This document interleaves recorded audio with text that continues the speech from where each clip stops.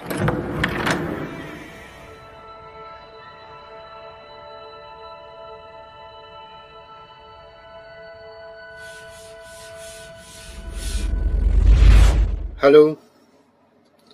jumpa lagi dengan Lilin Tua. Setelah beberapa lama kita nggak berjumpa dalam situasi yang demikian. Hari ini saya mau menyajikan suatu informasi berkaitan dengan pertanyaan dari salah seorang follower saya yang rasanya pertanyaan ini bagus dan mudah-mudahan bermanfaat bagi yang lain yang sebetulnya juga belum tahu tapi malu bertanya atau belum sempat bertanya atau barangkali nunggu orang lain yang bertanya. Pertanyaannya adalah follower tersebut minta diberikan tips untuk bisa menjadi oiler yang baik di atas kapal. Tipsnya apa saja? Sehubungan dengan hal tersebut, saya mencoba pada bab satu ini, pada bagian satu ini, pada part satu ini, saya akan baru memberikan di mana posisi oiler tersebut. Apa sih sebetulnya oiler dan di mana posisinya oiler di atas kapal. Nanti di bab kedua baru saya akan menyampaikan informasi tentang apa saja tugas dan kemampuan yang harus dimiliki, yang harus disiapkan untuk para oiler sehingga dia menjadi seorang oiler yang profesional, oiler yang benar, oiler yang bisa melaksanakan tugasnya secara lancar. Oke?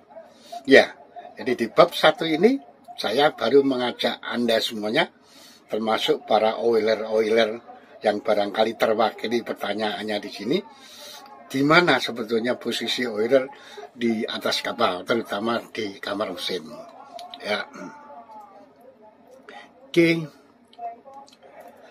Ya, saya mencoba memberi contoh dari susunan organisasi di atas kapal. Ini adalah salah satu contoh. Nanti saya akan memberi contoh-contoh yang lain. Mengapa saya harus memberi contoh? Karena pada hakikatnya organisasi di atas kapal ini berbeda-beda. Tidak harus pas ini harus di suatu kapal begitu. Di setiap kapal berbeda, tergantung daripada jenis kapal, besaran kapal, kemudian fungsinya dan sebagainya. Ya, seperti yang terlihat di slide pertama ini. Anda akan lihat ada susunan di mana masih menggunakan susunan yang ada departemen ketiga, yaitu departemen hotel atau departemen untuk steward. Ya, di sana ada nahkoda, pimpinan utamanya, master dengan balok 4, kemudian membagi tugasnya secara habis kepada chief officer, chief engineer, dan chief steward. Ya, chief steward. Oke. Kemudian masing-masing mempunyai tugas dan tanggung jawab dibantu dengan anak buahnya. Di mana kita kira letak oiler? Nah, kita melihat di bagian mesin, di bawah pimpinan chief engineer atau kepala kamar mesin, KKM, ya, dengan ada yang masih menggunakan sistem lama 3,5 strip, ada yang di kapal-kapal besar sudah sama-sama dengan master 4 strip, kemudian dibantu dengan second engineer, kemudian ke bawah ada elektrik technician officer, kemudian third officer, third engineer, fourth engineer, barangkali nanti ada fifth engineer, dan jumlahnya pun juga tidak sama. Setiap kapal, barangkali fifth engineer-nya ada, barangkali tidak ada, barangkali third engineer-nya 2, barangkali second engineer-nya 2. Susunannya pun juga barangkali berbeda, dari chief engineer ke first engineer dulu. Ada first engineer junior, ada first engineer senior, barangkali second engineer-nya nanti ada lagi. Ya, ini yang pakai strip-strip ke atas ini sudah suatu ranking. Kemudian di bawahnya lagi, di sana Anda baca ada fitter. Nah, biasanya untuk di kapal-kapal Indonesia atau kapal-kapal Eropa menggunakan istilah storekeeper. Jadi sebagai storekeeper nanti dia juga harus bisa berfungsi sebagai fitter, yaitu mampu melaksanakan tugas-tugas keperbengkelan. Kemudian dibantu oleh regu jaga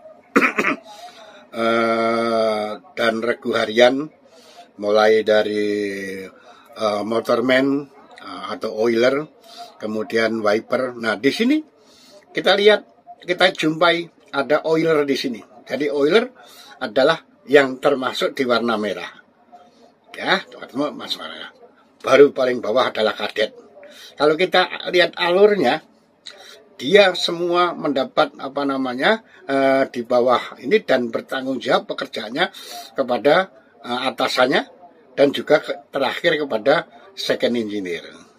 Demikian juga yang bagian deck. Demikian juga yang bagian hotel atau Provian, ya.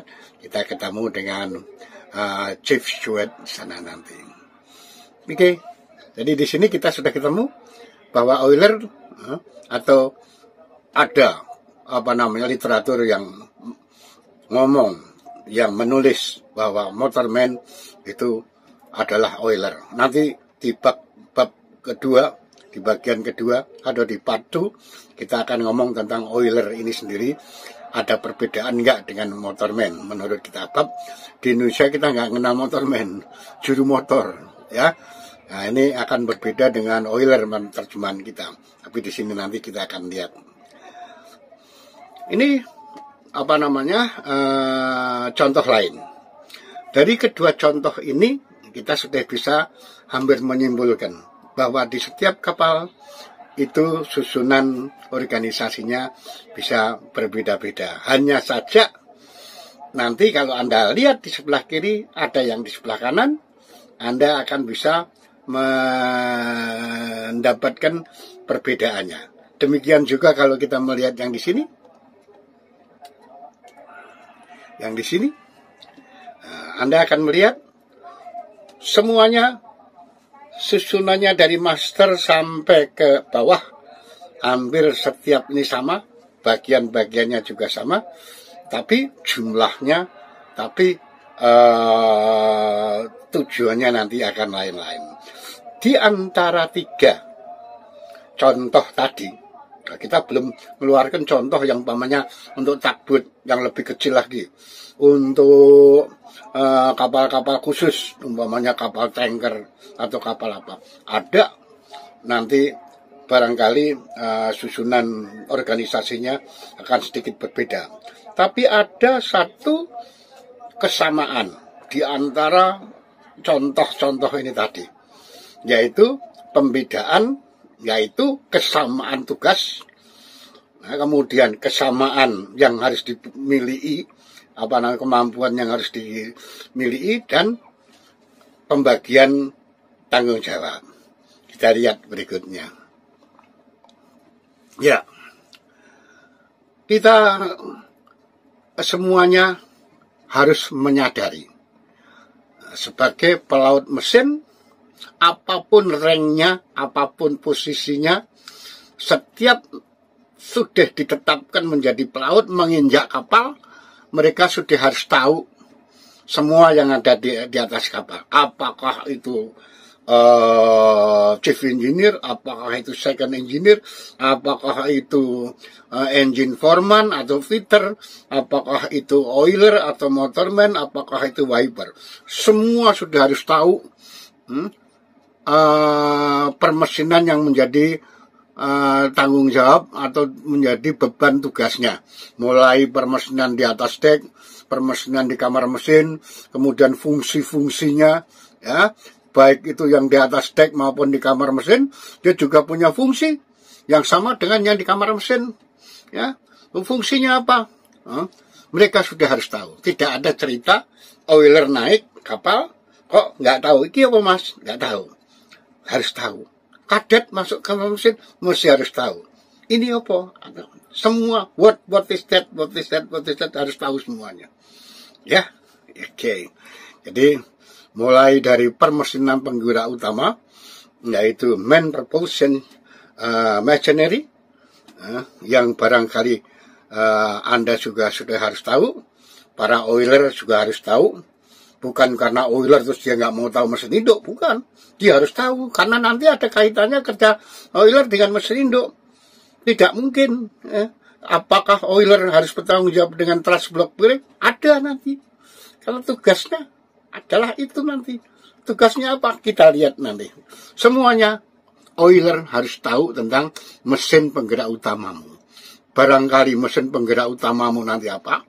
Kemudian mesin penggerak utama ini atau main propulsion machinery ini tidak akan bisa bekerja tanpa dibantu oleh permesinan bantu. Termasuk kebutuhan awak kapal dari mulai nahkoda sampai entek dari bawah itu membutuhkan suatu pelayanan di atas kapal. Siapa yang ngelayanin dalam hal permesinan, umpamanya air mandi, air WC, AC dan sebagainya? Orang mesin. Maka orang mesin itu siapa? Orang mesin dari mulai KKM sampai oiler tadi di mana? Oiler ada tadi kita lihat di organisasinya tadi. Ada oiler di situ. Ya.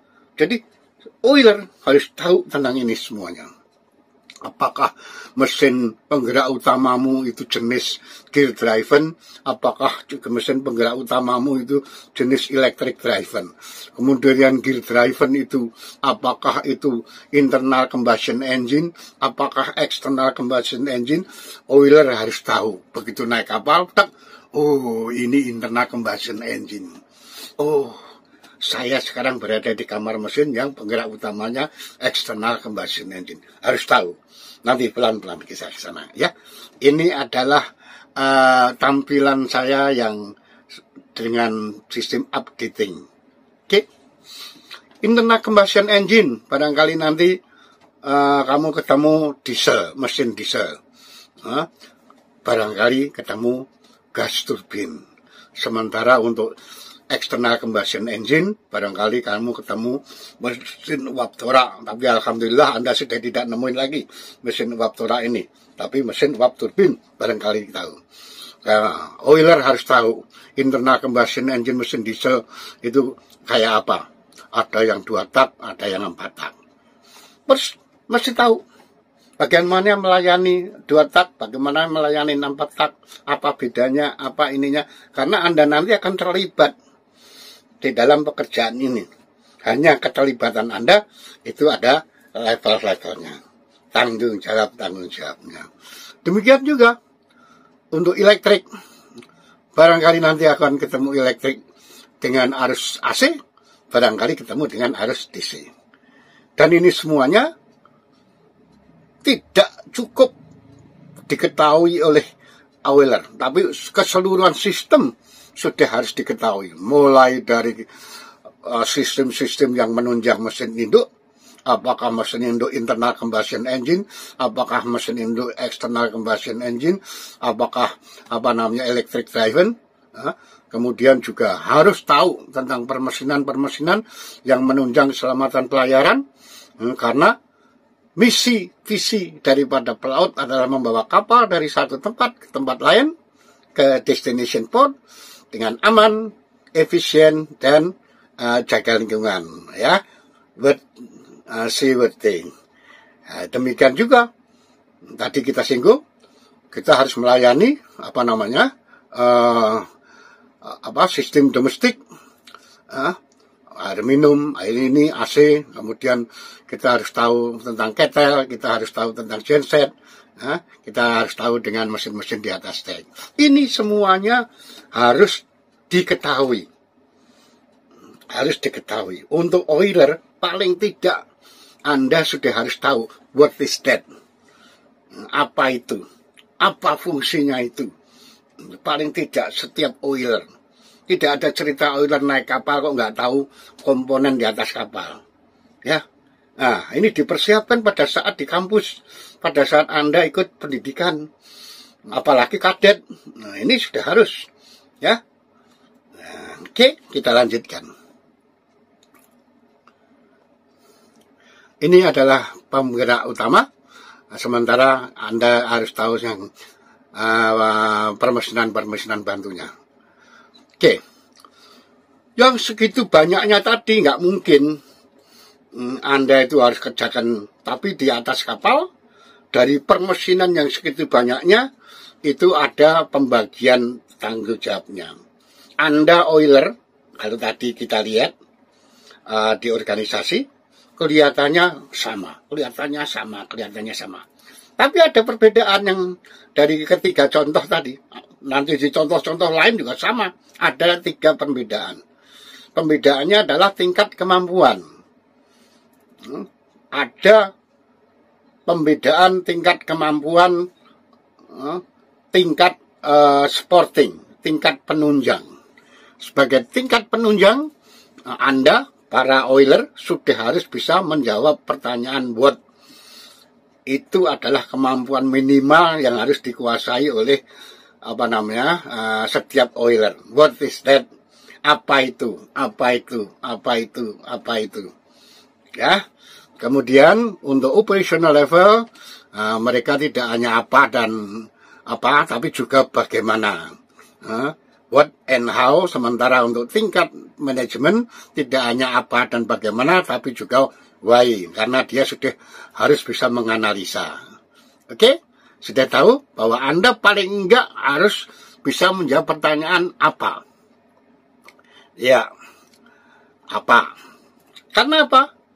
Tugasmu di atas kapal bukan hanya kamu. Tugas orang mesin di atas kapal itu, kalau disimpulkan dari sekian banyak, jagalah, ngisi minyak lah, bongkar lah, inilah. Sebetulnya cuma ada 2, yaitu watchkeeping, tugas jaga, dan merawat.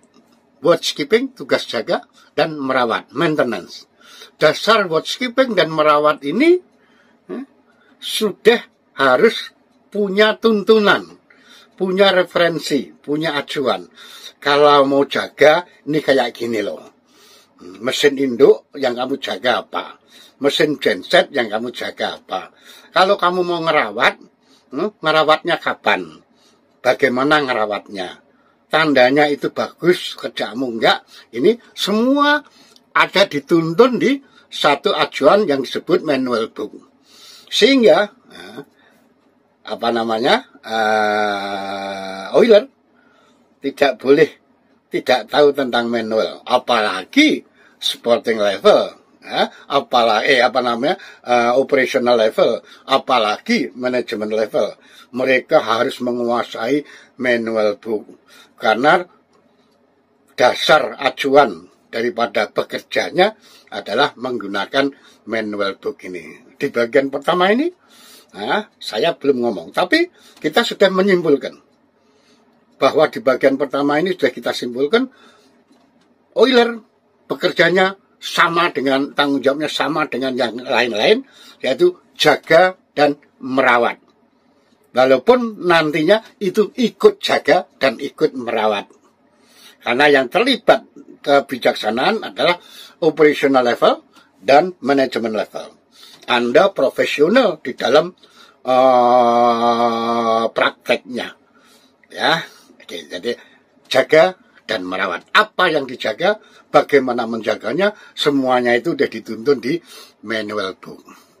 Sehingga, kalau kita ngomong tentang kesimpulan di bab 1 ini, bahwa tugas jaga dan merawatmu itu sudah termasuk jaga, kemudian merawat komponen-komponen seperti pompa-pompa, motor-motor, turbin-turbin, kondensor-kondensor yang ada di kapal, di kamar mesin, termasuk merawat dengan memberikan pelumasan, memberikan gemuk, membersihkan, ngecat, dan itu kalau diperlukan Anda juga termasuk yang punya tanggung jawab tentang itu di bawah kepemimpinan atasanmu.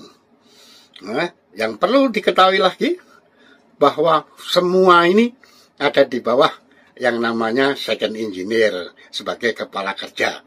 Walaupun sebenarnya di bawah ini juga ada yang namanya engine foreman. Tapi kelihatannya sekarang ini dengan adanya penghematan pengurangan kru, engine foreman sudah digantikan dengan langsung chief engineer, second engineer sebagai kepala kerja. Dan untuk pekerjaan-pekerjaan perawatan yang memerlukan ini dikerjakan oleh Peter. Ya, sekali lagi, hari ini saya telah menyampaikan informasi bagian pertama, dan saya harapkan dari bagian pertama ini para yang menanyakan tentang bagaimana oiler untuk bekerja secara baik, maka Anda sudah mengetahui letak Anda, posisi Anda di organisasi. Tugas Anda sebetulnya secara global apa? Sama dengan yang chief engineer, sama dengan ini, tapi sifatnya membantu. Ya, membantu secara profesional. Ya, tugas jaga dan merawat. Merawatnya apa saja? Kalau merawatnya sudah tahu, nanti di bagian kedua Anda akan saya sampaikan informasi tentang kemampuan-kemampuan yang harus Anda kuasai dalam rangka melaksanakan tugasmu sebagai oiler yang baik. Oke, mudah-mudahan apa yang saya sampaikan secara singkat ini bisa Anda pahami, dan tunggu di bagian kedua untuk informasi tentang job yang sebenarnya atau kemampuan yang dituntut untuk Anda dalam melaksanakan tugasmu. Oke, terima kasih. Mudah-mudahan bermanfaat. Salam sehat dan salam cerdas.